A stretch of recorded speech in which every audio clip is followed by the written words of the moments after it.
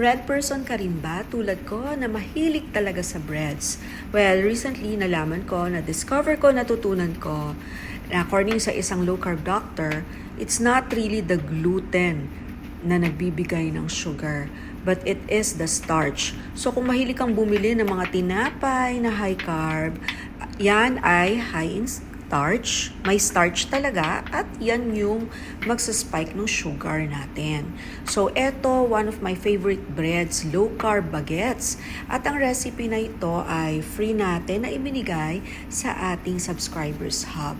And kapag ginagawa mo to palagi, it takes practice lang, ay gumagaling tayo, nagiging mas maganda yung bread natin over time, at talagang ma-enjoy natin ang low carb bread na ito.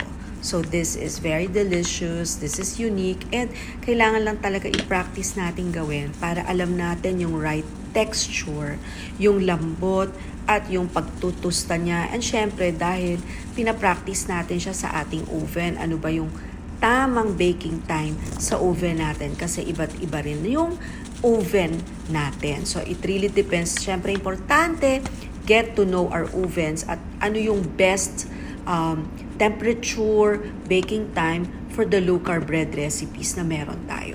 Anyway, this recipe is given as a premium recipe if you subscribe to our page. No? Yung monthly fee ng subscribers page, mura lang siya. Kayang-kaya mo yan. And you get a lot of recipes na pwedeng-pwede mong gawin at hindi lang pang bahay, kundi pwede rin pang negosyo, pwede rin siyang pagbenta. So I hope that you subscribe, join us, and bake low carb with us. Happy low carb baking!